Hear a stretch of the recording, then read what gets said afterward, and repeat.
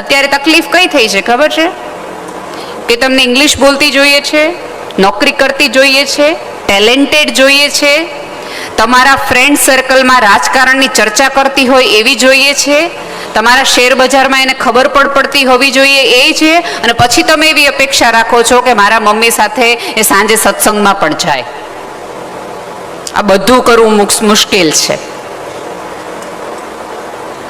એટલે થોડા પ્રેક્ટિકલ થઈ અને જમીન ઉપર રહીને વાત કરો. તમને એવું લાગતું હોય કે તમને આ બધા વિચારશીલ વાળી જોશે તો એના અભિપ્રાયો હશે અને સ્ત્રીના અભિપ્રાયો તમારે સ્વીકારવા પડશે. અત્યાર સુધી એક જુદી જ વિચારધારાઓમાં, અને પુરુષોને ખબર નહીં એવું કયા શાસ્ત્રોએ શીખવાડી દીધું કે સ્ત્રીઓને કંઈ કહેવાનું નહીં. તમે અત્યારે ધારો કે આ આખી સમિતિનો ફંક્શન ને એવું બધું છે, કોઈક બેને પૂછ્યું તમને શું કર્યું, તારે શું કામ છે? પહેલો જવાબ આવે તારે શું કામ છે, બીજો જવાબ એ આવે તને કઈ ખબર પડે છે. તમને એટલી નહીં ખબર પડતી હોય કે આખું આટલું સમિયાણું કેમ ઊભું કરવું ને કઈ રીતે કરવું, પણ અમને એટલી ખબર પડે કચરો કઈ જગ્યાએ નખાતો છે ને વળાય કેટલો, એટલી તમને ખબર પડે. અમને એ નહીં ખબર પડતી હોય કે તમને ઓફિસમાં કેટલી તકલીફ પડી છે, તમારા ઉપર કેટલા ટેન્શન છે, એ કદાચ અમને નહીં ખબર પડતી હોય, પણ અમને એટલી ખબર પડે કે તમે ટેન્શનમાં હોય તો કેટલા પ્રકારની ચા તમને પાવી જોઈએ જેથી તમને ટેન્શન રિલીવ થઈ જાય. તમે જુઓ આ આખું છે ને વૈજ્ઞાનિક શાસ્ત્ર છે, સ્પર્શનું એક સરસ મજાનું શાસ્ત્ર છે કે બાળક રડે ત્યારે માના ખોળામાં છુપાઈ જાય, અને માના એક સ્પર્શથી આખું તમારામાં એનર્જી આવી જાય. ઈશ્વરે કુદરતે સ્ત્રીમાં એના સ્પર્શમાં એની આંગળીમાં એવી હૂંફ રાખી છે કે એક કામ એક સાદો પૂરી સમગ્રતાથી હાથ પકડે ને તમને ખબર પડી જાય કે આ તમે મજામાં નથી. તમે એવું માનતા હો કે અમને ખબર નથી પડતી તો એ તમે બહુ વહેમમાં છો. તમે દરવાજો ધડ દઈને બંધ કરો ને એના ઉપરથી અમે કહી દઈએ કે આ તમે મજામાં નથી અને તમે કેટલા મજામાં છો. છોકરાઓને હગે વગે કરી દે કે આજે કોઈ માથાકૂટ કરવામાં આવશે નહીં, પાર્ટી મૂસમાં નથી. અમને તમારા દરવાજાના અવાજ ઉપરથી ભલા માણસ ખબર પડી જતી હોય, તમે બૂટ કઈ રીતે ઘા કરો છો એના ઉપરથી ખબર પડી જતી હોય, તમારી બેગ તમે કઈ રીતે નાખો છો એ ઉપરથી ખબર પડી જતી હોય, પાણીનો ગ્લાસ તમે ધડ દઈને મૂકો ને તે એટલી અમને ખબર પડી જતી હોય. તમને એટલી ન ખબર પડે કે તમારા મનમાં શું હાલે છે એમ તમે કહો છો નહીં. ખબર અમને બધી જ પડતી હોય છે, પણ અમે રાહ જોઈએ કે તમે કયો. પણ પુરુષનું ખબર નહીં આપણા ઉછેરમાં જ કાંઈક એવો વાંધો છે કે પુરુષે રડવાનું નહીં, પુરુષે થાકવાનું નહીં, પુરુષે કોઈને કાંઈ કહેવાનું નહીં, પુરુષે હારવાનું નહીં, પુરુષે આળસ નહીં કરવાની, એણે સવાર ઉઠીને વયું જ જવાનું, કામ કરવાનું જ તે. પુરુષે પોતાના સપના તરફ જોવાનું જ નહીં, પુરુષને કોઈ ઈચ્છા હોવી જ ન જોઈએ. ભલે એવું બધા જ સ્ત્રીઓ કહેતી હોય કે લગ્ન પછી સ્ત્રીઓની ઈચ્છાઓ મરી પરવારે છે, પણ સોરી ટુ સે લગ્ન પછી પુરુષોની ઈચ્છા સૌથી વધુ દબાઈ જાય છે, પુરુષોના સપનાઓ સૌથી વધુ રોનાઈ જાય છે. એ તે લગ્ન પહેલા બાઇક લઈને આટા જ માર્યા હતા એણે હાંજ પડે, પછી એને ખબર પડી કે ઘરમાં એક પાત્ર આવે, એને સંતાન થાય, એટલે ધીમે ધીમે જે પુરુષનું વોર્ડરોબ આટલા બધા કપડાનું હતું એ આટલાનું કરી નાખે. અત્યારે આખું ફંક્શન તૈયાર થયું હશે ને એટલે બધાએ નક્કી કર્યું હશે કે શું પહેરવું. આ લગભગ બધા પુરુષોના જૂના કપડા હશે. અમાર શું છે જેવું હાલે. અને બહેનોએ સાડીથી લઈ ઓર્નામેન્ટ્સથી લઈ ચપ્પલથી લઈને પર્સ સુધી બધું જ બદલાયું હશે. અને બધું બદલાયા પછી એમ કહેશું કે ઓલી નાકમાં કાંઈ લઈ લેવાનું નહોતું, જરાય નહોતું સારું કહેવાનું. તો આજ હું એક વાર કહું છું કે પુરુષો છે ને ભવિષ્ય જોવે છે અને સ્ત્રી અરીસો જોવે છે, એટલા માટે પુરુષો આગળ છે. શું પહેરવું એ નહીં, શું કરવું તરફ એમની દ્રષ્ટિ છે. અને પછી આપણે પુરુષોનો વાંક કાઢીએ કે આપણને આડા આવે છે ને આપણને આગળ આવવા દેતા નથી, તો સાવ એવું નથી. ક્યાંક આપણી મર્યાદા આપણને આગળ આવવા નથી, આપણો સ્વભાવ આપણને આગળ આવવા દેતો નથી, આપણી જીભ આપણને આગળ આવવા નથી દેતી. મને કોઈક સ્ત્રીને હું તોછડા સ્વભાવમાં જોઉં તો મને બહુ દુઃખ થાય. આ પૃથ્વી પરની કોમળતા છે ને એનો આધાર જ સ્ત્રી છે. એની સ્માઇલ છે, એની આંખ છે, એની ભાષા છે, એનું લઢણ છે, એનું વલણ છે, જેના કારણે ગમે એવો ગુસ્સાવાળો ગમે એવો વસ્તુ હોય, એક ચૂપ રહેતી સ્ત્રીને જોઈને એક પુરુષને એમ થઈ જાય કે નથી કેવું મારે કાંઈ. બંને પક્ષે બોલબોલા થાય જ ને, એટલા માટે છૂટાછેડા થાય છે. એક વ્યક્તિ ચૂપ રહે અને એક વ્યક્તિ બોલે, એક વ્યક્તિ સાંભળે અને એક વ્યક્તિ રિએક્ટ ન કરે, તો સંબંધો વર્ષો સુધી ચાલી જાય છે. વૈજ્ઞાનિકલી એવું કહેવાય છે કે તમને ચામડી ઉપર ઘા પડે ને તો એને રૂઝતા વાર લાગે.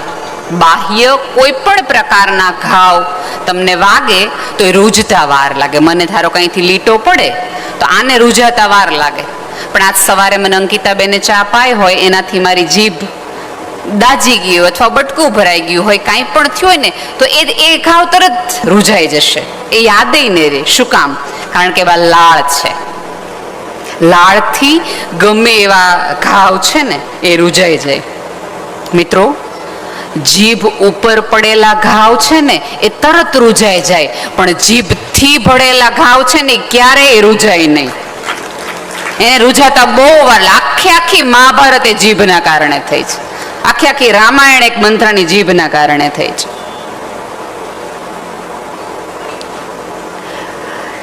થઈ જાય, બોલવાની ઈચ્છા થઈ જાય, કહી દેવાની ઈચ્છા થાય, પણ ઈશ્વરે તમને કોમળતા નામનો બહુ મોટો એક ખજાનો આપ્યો, જે પુરુષને નથી આપ્યો. એ ખજાનાનો ભરપૂર લાભ લ્યો. એ તમારી પોતાની કરન્સી છે, એ તમારી પોતાની માર્કેટિંગ સ્ટ્રેટેજી છે કે જે એને આમ ન્યોછાવર થઈ જાવ. કોઈ પણ વ્યક્તિ ધડ બોલવા માંડે ને તો પહેલું સ્માઇલથી જવાબ આપો, અચ્છા એવું થયું છે, સોરી. પછી એ સોરીમાં બોલી નાખે. પછી અહીંયા બેઠેલી તમામ સ્ત્રીઓ જ્યારે પુરુષે ગુસ્સો કર્યો હશે ને, પછી થોડી વાર પછી, એક દિવસ પછી, 2 દિવસ પછી તમને એમ કહેશે કે ઓલા આપણે સેલ આવ્યો તાર જાવું જ સાડી લેવા. એ સાડી લેવા તમને શું કામ લઈ જાય ખબર છે? કારણ કે એને ખબર છે કે તે દિવસે ભૂલ મારી હતી, એ વાંક મારો હતો. તમે એવું માનતા હોય કે ઉપરવાળાએ પુરુષને હૃદય નથી આપ્યું, તે ભૂલી જાજો, એને આપ્યું જ છે. તમને પહેલી વાર નહોતું આઈ લવ યુ એને કીધું તું, એનું સ્વરૂપ જુદું હશે કદાચ. એની પાસે પણ હૃદય છે અને એ પણ ધબકે છે. એટલે એનો થોડોક એવો મલાજો પાડો. એને 2-3 વસ્તુની જ અપેક્ષા છે. અને અત્યારે તમે જુઓ ને તો તમારા ઓલાની અંદર સમાધાન એવો શબ્દ તમે વાપર્યો છે, પણ સમાધાન પહેલા સમજણ છે. સમજણમાંથી આવેલું સમાધાન જ તમને ક્યારેય ગિલ્ટ તરફ નહીં લઈ જાય. કારણ કે અત્યારે એક ટ્રેન્ડ છે કે એડજસ્ટ નહીં કરવાનું. એડજસ્ટ કરો ને તો આપણે સહન કર્યું કહેવાય. સાહેબ, એકબીજાની સાથે રહ્યો ને તો થોડું એડજસ્ટમેન્ટ કરવું જ પડે. અત્યારે તમે એક સોફામાં 3 જણા બેઠા તો નથી થોડું ઘણું એડજસ્ટમેન્ટ કર્યું છે ને? નાની એવી જર્ની આ 3 કલાક 4 કલાકના કાર્યક્રમમાં તમે એડજસ્ટ કરતા હોય તો સાહેબ 40 વર્ષની યાત્રા, 50 વર્ષની યાત્રામાં તમે થોડું ઘણું એડજસ્ટ કરી શકો? અને અંતે તમે એકબીજાને એડજસ્ટ થઈને એક સંપૂર્ણ વર્લ્ડ બનાવવાના છો. ક્યાંક સ્ત્રી અધૂરી છે અને ક્યાંક પુરુષ અધૂરો છે. એ બેના મિલનથી તો એક સંપૂર્ણ ક્રિએટિવિટી આખી દુનિયા ચાલે છે. તો એવી ક્યાં વાત આવી ગઈ છે? એવો કયો વસ્તુ એવી થઈ જાય છે કે સતત મગજમાં એવું થઈ જાય છે કે આ ભાઈઓ બહુ આપણને વચ્ચે આવે છે, ભાઈઓ બહુ વચ્ચે આવે છે. અને ભાઈઓને એવું છે કે બહેનોને કંઈ ખબર નથી પડતી. ભાઈઓને કહેવાનું કે તમારું સર્જન છે ને એ અમારા શરીરમાંથી થયું છે. એટલે તમને તમારા ધબકારાની ખબર પડી ને, પહેલા એક સ્ત્રીને તમારા ધબકારાની ખબર પડી હતી. એટલે અમને બધી જ ખબર પડે છે કે તમારી ચહલ પહલ ક્યાં છે, તમારી મૂવમેન્ટ કઈ દિશા તરફની છે, તમે અત્યારે શું વિચારી રહ્યા છો. થોડુંક કહેવાનું રાખો. અત્યારે તમે જોશો કે સૌથી વધુ યુવાનોમાં બ્રેઇન સ્ટ્રોક આવે છે. કેટલા બધા પુરુષોને, પહેલા એક સ્પેલ હાર્ટ એટેકનો હતો, હવે બ્રેઇન સ્ટ્રોકનો છે. શું કામ છે? એવું કઈ ચિંતા છે કે જે તમે અમેનને કહી નથી શકતા? અને એક સાવ સાચી વાત કહું કે તમારા મમ્મી પછી આ પૃથ્વી પરની કોઈ એક સ્ત્રી હોય ને કે જેને તમારા સુખી થવાની સૌથી વધુ ચિંતા હોય, સૌથી વધુ ચિંતા, મમ્મી કરતા પણ ક્યારેક વધુ, એ તમારી પત્ની છે. અહીંયા બેઠેલી તમામ સ્ત્રીઓ જે વ્રત કરે છે, જે પાઠ પૂજા કરે છે, એને પૂછજો કોઈ દી એને એવું એવી માટે કરીશ કે હું આજીવન જુવાન રહું નહીં. એને પહેલી જ પ્રાર્થના એ કરી હશે કે મારા પતિ 100 વર્ષનો થાય. અમે કેટલા બધા વ્રત તમારી માટે, તો કયા ભાઈઓએ અમારી માટે વ્રત કર્યા કે અમે લાંબુ જીવીએ? તમે ક્યારેક કીધું હશે કે આને કેમ કાંઈ નથી થતું? તમામે તમામ પ્રકારની પૂજાઓ છે એ તમારા સ્વાસ્થ્ય માટે, ઘરની શાંતિ માટે, તમે જે કામ કરવા જાઓ છો એમાં તમને સફળતા મળે એની માટે, તમારી સમૃદ્ધિ માટે. માં હોય ને એને તો 3 દીકરા, એટલે 3 દીકરા માટે પ્રાર્થના કરવી પડે. અમારે એક જ. એટલે અમે જ્યારે બેસીએ છીએ ઈશ્વર સામે, ત્યારે માત્ર તમારી સફળતા માટે જ બેસીએ છીએ. એનો અર્થ એ છે કે તમે અમને કહેવાનું રાખ્યું ને તો તમે ક્યારેય નિષ્ફળ નહીં જાઓ. થોડુંક અમારી સાથે શેર કરવાનું રાખો. અને ક્યારેક ભાઈઓ શેર એટલા માટે બહેનો નથી કરતા કારણ કે આપણે તરત જજમેન્ટલ થઈ જઈએ છીએ. તમારે તો હંમેશા આવવું જોઈએ, કોઈ દી કકડાટ જ તમારો હોય. એટલે પહેલી વારમાં નક્કી કરી નાખે છે આને સાંભળવાની ક્ષમતા જ નથી, એટલે એને કહેવાની ક્ષમતા ગુમાવી નાખે છે. એ તમને એવું કે આજે ફલાણા ભાઈએ છે ને સહેજ આમ કર્યું, તો ત્યારે તમારે જ કરવાની જોઈએ. ક્યારેક એને એવું થઈ જાય છે કે નાનો ભાઈ છે વ્યવસ્થિત નથી, એ થોડો આડી લઈને જતો રહ્યો છે, ત્યારે એક ચિંતા સાથે ઘરની વ્યક્તિ તમે છો એટલા માટે તમને એમ કે ના ને, ત્યારે આપણે તરત ઉલટા ઘોડે ન ચડી જવાય કે મેં તમને પહેલેથી કીધું હતું કે એવો જ છે, પણ તમને અમે હાર નહોતા લાગતા, અમે તમને એમ થતું કે તમારા ભાઈ છે એટલા માટે. એવા સમયે તમારા પતિને સંભાળો, સાંભળીને એટલું કહેવાનું રાખો કે ક્યારેક બદલાશે, થોડીક શાંતિ તો રાખો, થોડી ધીરજ તો રાખો, તો એ તમારી સલાહે લેશે. પણ અને ક્યારેક અમુક વખતે પુરુષો બધું ઘરમાં એટલા માટે નથી કહેતા કારણ કે એને એવું થાય છે કે હું એક જ ભલે ચિંતા માર્યો, તમે બધા મજા માર્યો, તમે લોકો શાંતિ માર્યો, તમને ન ખબર પડી જોઈએ કે આપણા ઉપર કેટલું દેણું છે, તમને એ ન ખબર પડી જોઈએ કે હપ્તા ભરવા માટે કેટલી મને તકલીફ પડે છે. કારણ કે ઓલું પુરુષને કીધું છે ને કે તારે ઢીલો નહીં પડવાનું, તારે હારવાનું નહીં, તારે રડવાનું નહીં, તારે આજીવન લડ્યા જ રાખવાનું. પછી લડ્યા રાખે ને એક દિવસ બ્રેઇન ના પાડી દે ને એકવાર હાર્ટ ના પાડી દે, ધડાંગ. સો બેટર કે એકબીજાના પૂરક બનો, એકબીજાને સંભળાવવાનું નહીં સાંભળવાનું શરૂ કરો. આપણે તો એકબીજાને સંભળાવવામાંથી જ ઊંચા નથી આવતા. કઈ દેવું કીધે કોનું હારું થયું? આજ તમે મને કહી દીધું, ધારો કે નેહલબેન તમે જરાય હારા નથી લાગતા, તો શું થઈ જાય? ફેર શું પડે? જે લોકો એક એવી વિચારસરણીમાં માને છે ને કઈ દેવું જોઈએ. અને પાછું એક જુદી એક વિચારધારાઓ છે. મારા પેટમાં મેં પાપ નહોતું, મેં સાચું હતું એ જ કીધું હતું, સાચું હતું એ જ કીધું. દરેક સાચું કહેવાની એક રીત હોય અને કહેવું જ જોઈએ દરેક સાચું, એવું જરાય જરૂરી નથી, જરાય જરૂરી નથી. અને ક્યારેક એવું બને કે તમારા પતિ ક્યાંક તમારાથી છુપાવે છે, અથવા તો તમને એવું લાગે કે ખોટું બોલે છે. હું સાચી કહું છું કે તમારા પતિને ખોટું ક્યારેક એટલા માટે બોલવું પડે છે કે એમાં આપણો સ્વભાવ ક્યારેક જવાબદાર હોય છે. એમ કેમ કે મમ્મીને નહોતો ગયો એવું તમારાથી છુપાવે કે હું નહોતો ગયો. અને જો ધારો કે તમને એમ કે કે ગયો તો, હા હા તમારે ન્યા જવાનો ટાઈમ છે, અમને બહાર લઈ જવાનો ટાઈમ નથી, તમને ઘડીક વાર એવું નહોતું કે મારી દવાખાને આવો. એટલે આટલા બધા પ્રશ્નો કરતા એને એમ થાય કે આ કેવું જ નથી. અને પછી તમને એમ થાય કે અમારાથી છુપાવે બહુ, મા દીકરા ઘુસુર ફુસુર જ કર્યા કરે. એવું કાંઈ નથી, એને કશું જ નથી છુપાવવું, એને બધું જ વ્યક્ત થવું છે જો તમે અવકાશ પૂરો પાડો તો. છૂટાછેડામાં જેટલો માનો રોલ છે ને એટલોય ક્યાંક સાસુનો રોલ છે. બંને એટલા જવાબદાર છે. અને બીજી ત્રીજી સૌથી મહત્વની વાત કે હું તો બહુ જવાબદારીપૂર્વક કહું છું કે કોઈ વ્યક્તિ તમારા સંબંધ ન તોડાવી શકે જો તમે મક્કમ હો ને તો. ના સાસુ કે ના તમારી મમ્મી. તમને તમારા ઉપર વિશ્વાસ નથી, તમને તમારી આવડત ઉપર વિશ્વાસ નથી ને એટલે સંબંધો તૂટે છે. અને સગપણમાં અત્યારે સૌથી વધુ માથાકૂટોની તકલીફ થાય છે. બધાને ભણેલો છોકરો જોઈએ, ગણેલો છોકરો જોઈએ, રમતિયાળ છોકરો જોઈએ, સેન્સ ઓફ હ્યુમર સારી હોવો જોઈએ, ખૂબ કમાતો હોવો જોઈએ, એને 4-5 ફ્લેટ હોવા જોઈએ, ડ્રાઈવરવાળી ગાડી હોવી જોઈએ, દર રવિવારે બહાર જમવા લઈ જતો હોવો જોઈએ, વિદેશ ટૂર કરાવતો હોવો જોઈએ. આ બધું હોવું જોઈએ, બધું હોવું જોઈએ.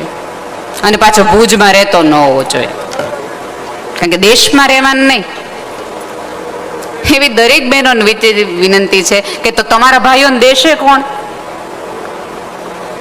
તમને જો ન રહેવું હોય આ જગ્યાઓમાં તો આ જગ્યામાં કોણ આવીને રહેશે? એના બદલે તમે જ્યાં છો ને એને વિદેશ બનાવો. કે બહારની છોકરીઓને એમ થાય કે રહેવા અહીંયા જવાય. જો આપણે હમણાં જ ભાનુબેન લોકો ઘર કર્યું આ વર્ષે જ તે નહીં, એને મજા આવતી હોય એટલે ઘર કર્યું ના, એને ખબર છે આ રૂટ સાથે જોડાયેલા રહેવું જોઈએ. આ ઓલા જોક જેવું છે કે છોકરાની મમ્મી હોય ને એને બહુ જ સરસ છોકરી જોઈએ, રૂપાળી જોઈએ, લાંબી જોઈએ, સંસ્કારી જોઈએ, ભણેલી જોઈએ, ગણેલી જોઈએ, રસોઈમાં આવડત હોવી જોઈએ, ચૂપ રહેતી હોવી જોઈએ, સંસ્કારી હોવી જોઈએ, અમારે 7 પેઢીનું ધ્યાન રાખે એવી હોવી જોઈએ, નિવેદ કરતા હોય છે. આટલી બધી ડિમાન્ડ હોય એક છોકરાને મમ્મીને કે છોકરી આવી આવી હોવી જોઈએ. અને છોકરીની એક જ ડિમાન્ડ હોય કે સાસુ ન હોવી જોઈએ. આમાં તમે એમ કહો બેનો બહુ ડિમાન્ડિંગ છે, અમારી એક જ છે કે એ આ એક ન હોય તો આપણે લડી લઈ. એનો અર્થ એવો છે કે ઘરમાં એક સ્ત્રી હોય તો બીજી સ્ત્રીને સેટ થવામાં તકલીફ પડે છે. જોકમાં હસાઈ તો ગયું, મજા તો આવી ગઈ, પણ એનો અર્થ તો આપણે એવો કાઢવાનો રહે ને. કેમ એક સ્ત્રી બીજી સ્ત્રીને સમાવવામાં મદદરૂપ નથી કરતી? કેમ એક સ્ત્રી બીજી સ્ત્રીને આગળ વધવામાં મદદ નથી કરતી? સાહેબ આપણે તે તકલીફ એ થઈ છે કે સ્ત્રીઓને જગ્યા ખાલી કરતા નથી આવડતી. એ આવડવી જોઈએ. થોડું થોડું થોડું છોડવાનું રાખો. આપણે બધું આપણને ચોક્કસ ઉપરવાળાએ જોડો આપ્યો છે અને જોડો આપણે ગાંઠથી મારવાનું હોય, પણ એ જોડાની એક એક ચાવી સમયાંતરે ઓછી કરતી જવી જોઈએ. આજે રસોડાની કરી, કારબારની વસ્તુ લાવવાની કરી, પછી કુટુંબની કરી, પછી રિવાજોની કરી અને પછી સત્સંગ તરફ જવાનું હોય. આ તો પથારીમાં પડ્યા રહે ત્યાં સુધી બાને પૂછો. અને પછી બા એવું કે આટલા વર્ષથી આવીશ ને હજી એ નથી ખબર કે આપણા નિવેદ કેટલા થાય. બોલો, પણ તમે કોઈ દિવસ જવાબદારી દીધી? એને પાસે બેસાડીને કીધું? એક વસ્તુ યાદ રાખો, જ્યાં સુધી તમે એવું માનો છો ને કે તમારું સ્થાન છે હલી જશે જો આને મૂકવાથી, ત્યાં સુધી તમને તમારી જાત ઉપર ભરોસો જ ન હોય. હું છેલ્લે બેસું કે પાછળની લાઈનમાં બેસું, હું નેહલ ગઢવી જોઉં, મને ગમે ત્યાં બેસાડો. આપણે તો અનેક વાર કીધું છે કે સિંહાસન જેવો કોઈ શબ્દ જ નથી. સિંહ બેસે ની આસન, આપણે બેઈએ ની સિંહાસન. તમને એમ હોય કે જે ઘરને બનાવતા તમારે 30-40 વર્ષ લાગ્યા છે એ ઘરમાં તમારી સત્તા હમણાં આવેલી એક સ્ત્રીથી જતી રહેશે તો તમને સત્તા મળી જ નથી એવું માનજો. જગ્યા આપી હશે ને તો સામેથી પૂછવા આવશે કે હે બા આમ શું કરાય, તમે જો દરેક કુટુંબમાં એક ફઈબા, એક કાકી, માસી એવા હોય કે બધા જ પૂછવા જાય કે આમાં શું કરાય, હે આવું થઈ ગયું છે, શું પુરુષોય તે સલાહ લે સંબંધોની એમની પાસેથી. એનો અર્થ છે કે એ સ્ત્રીએ ક્યાંક ઘસાણી છે, ક્યાંક એણે કોઈ ઘાવને રૂજ આપી છે, ક્યાંક એ બે બંધને જોડવા માટેની જવાબદાર પાત્ર એણે નિભાવ્યું છે, ક્યાંક તૂટતા ઘરોને એને જોડ્યા છે, ક્યાંક કોકનું એ ગળી ગઈ છે, કહેવાનું છે એ કીધું છે, ન કહેવાનું પી ગયા છે. થોડું અહીંયા બેઠેલી તમામ સ્ત્રીઓને મારે બે હાથ જોડીને વિનંતી, થોડું ગળવાનું રાખો. બધા ઝેર છે ને ઓકી નથી દેવાના, થોડા ગળે રાખવાના હોય છે. એકલું શંકર ભગવાનનું કામ નથી, આપણું કામ છે.